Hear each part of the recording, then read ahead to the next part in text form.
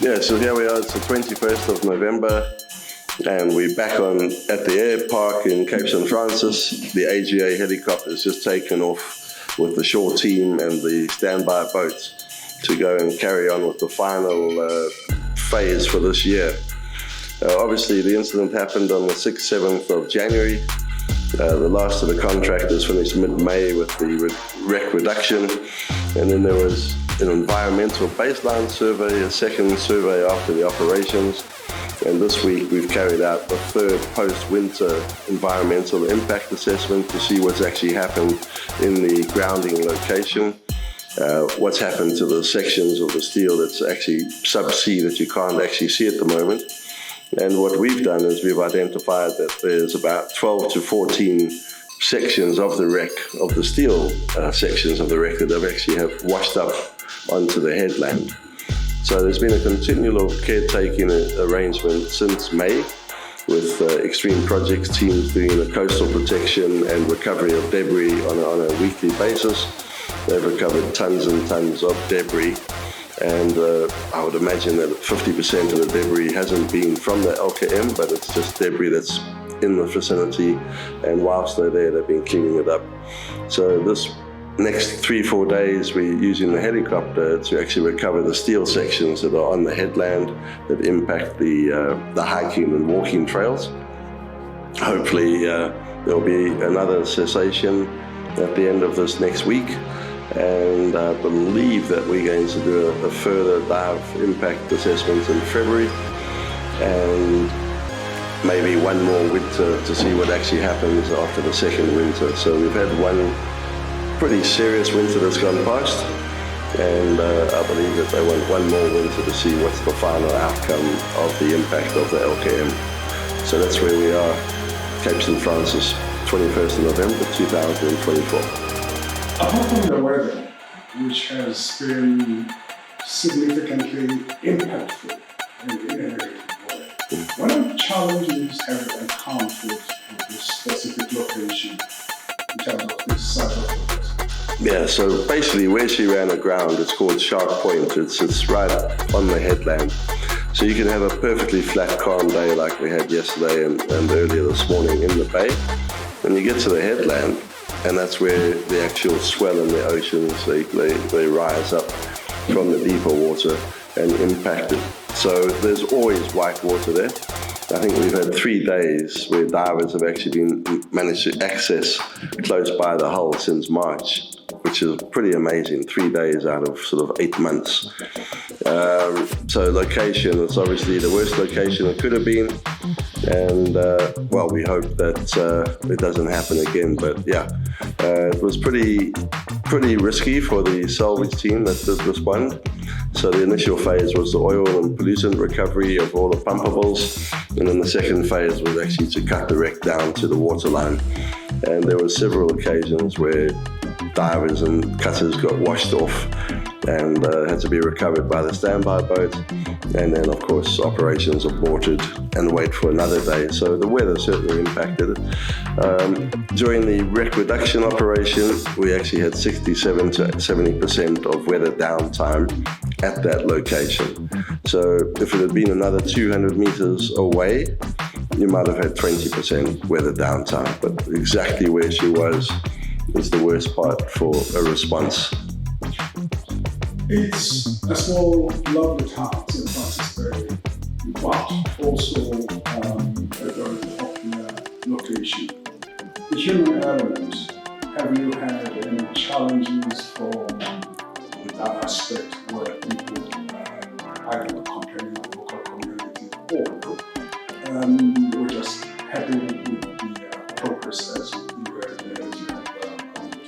Yeah, so this whole headland from the lighthouse through to Shark Point and into the bay is a bio-sensitive area. So apart from the impact of the wreck, it's highly monitored from an environmental impact assessment point of view. And there's a lot of different environmental groups who actually look after the headland and protect the biosphere. So when, of course, this incident happened, this was, let's say, the worst nightmare that you can imagine for this community, and they were expecting oil and all sorts of pollutants. Fortunately, we didn't have any oil pollution that washed up. The impact of the fishing, the tons of fish that were in the hold was negligible, and we've had a lot of interaction with the different action groups. We've told them that, listen, there are no secrets. If anything they want to know, they can actually come and ask or be part of the Joint Operation Committee here in Cape St. Francis. So I think we built up a bit of trust and relationship with them. And the fact that we said we were coming back after winter to remove the final sections of steel, I think that shows a lot of goodwill from the owners and their liability insurers. And the fact that they've done what they said they're going to do. They're not going to leave the community hanging out to dry. So from that perspective, I think everyone's pretty happy, and the relationship is far better now than it was mid-January when the incident was having its main impact. The very last question. This is from a skills-based point of view.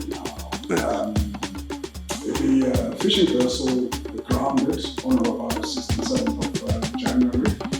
A few months later, I think around about May, we had a bigger cargo vessel tipping over grounded, and the work has been done to try and clear that up on the west coast. On the skills-based from a South African perspective, and given the fact that our coastline is quite popular and it's being used increasingly due to the unrest in the Middle East. Yes. From a skills point of view, where are we as South Africans in terms of incidents of this nature? So our coastline is notorious, right? So even in the days of voyage, it was called the Cape of Storms, and ships used to get lost around this coast. Then when they could actually replenish themselves with water and victuals, it became the Cape of Good Hope, because they could actually get fresh supplies and hopefully reduce the scurvy and the sort of the number of deaths. But ever since then, every year we have major storms and we have casualties. It's a very unforgiving coastline. And when you run aground on the SA coast, there's only been 6 vessels that have ever been refloated successfully on our coastline, commercial ships. So that's not a high success factor. If you look at the Elke-M, there was a small window of opportunity, maybe that Sunday into the Monday, where she could have been refloated, possibly. But then the weather changes, and by the next day it's over.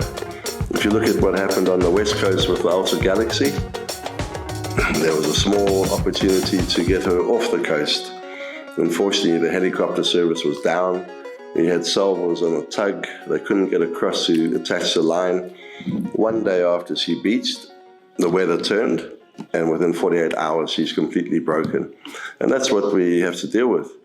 So we know that time is critical.